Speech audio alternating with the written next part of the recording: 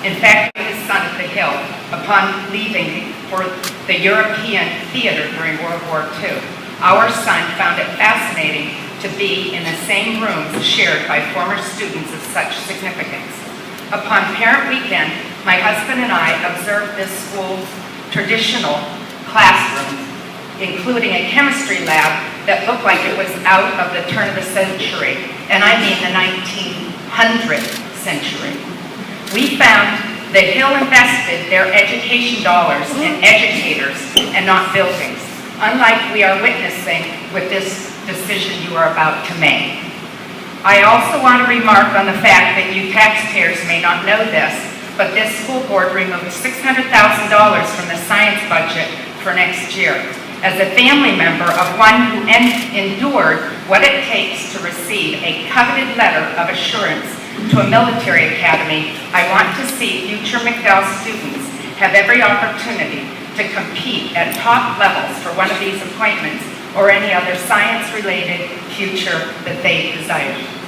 Our country is failing to compete globally, so I find no excuse for this $600,000 cut in the science budget other than the smoke and mirrors to build this monstrosity of a building. It only seems that the less people want. My final thought. Being surrounded by the military and our family, I see this school board has created somewhat of a war between themselves and the taxpayers. Upon your vote tonight, school board members, you may find yourself winning this battle. However, we taxpayers will win the war by voting every one of you off who votes yes tonight to demolish the sound building.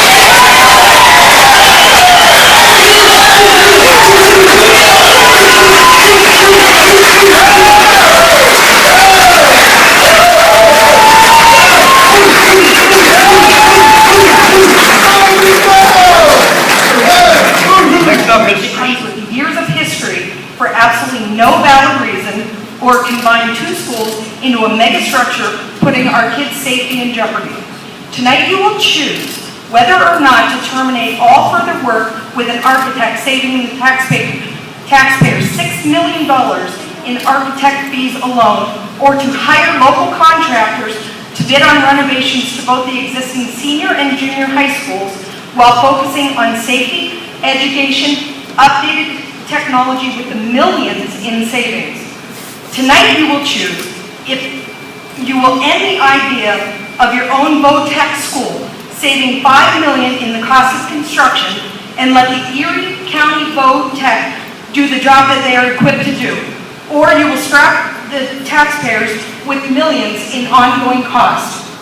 Tonight you will choose to replace the football turf and track with the money that has been earmarked for it and terminate all plans to move the facility across the street, or to spend $10 million for absolutely no valid reason. Tonight you will choose whether you will suit the needs of our children's education and safety while keeping in mind the household budgets in the midst of the worst recession since the 1930s that was created by elected officials, not the taxpayer.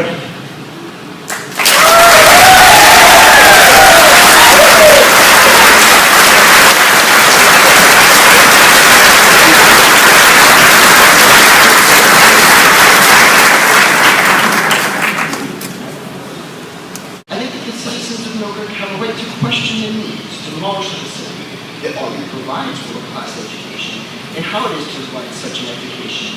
If it is so ill-suited to the students' educational needs, then the best option is to destroy it and start over. In spite of the large opposition to this project, the board is plowed ahead with their plans, all the while dismissing the voices of those they claim to represent. We have heard from the board that this is not a done deal, yet their actions betray their words. At no point has the board thought that perhaps they should slow down this process and take into consideration the immense cost of this project and how it will affect their citizens. I don't see how dumping the citizens of Milford into a money pit is going to benefit the education of their children.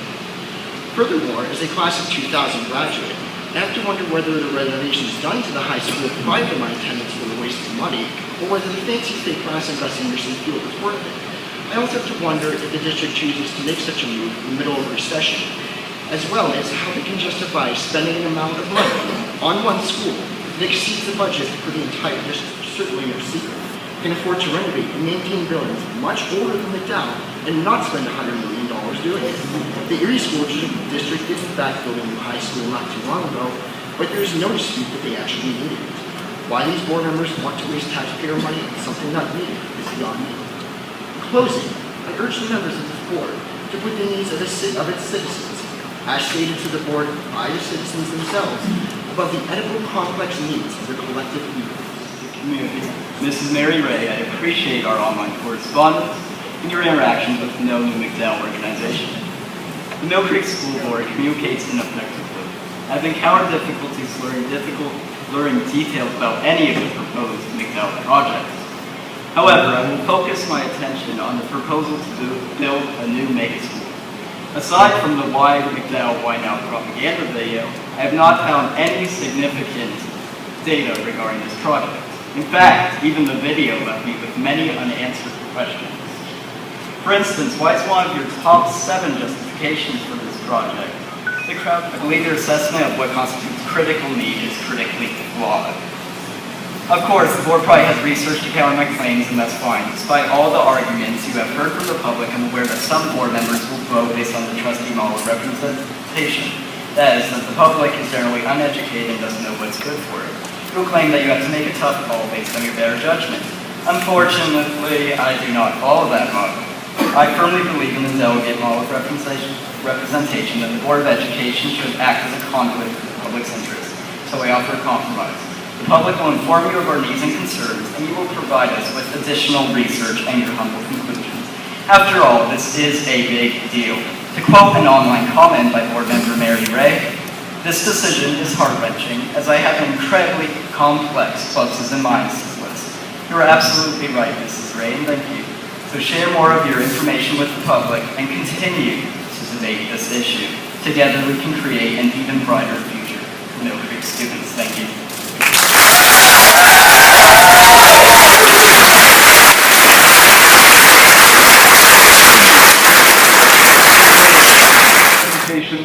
That can be exactly the case. So let's consider the differences. Well, we're in a big meeting room. This wouldn't exist if they tear it down. I don't know about you, but it appears to be usable, and if we spend a lot of money down there, why can't we spend some of the money up here? If we tear this building down, we're down to one cafeteria.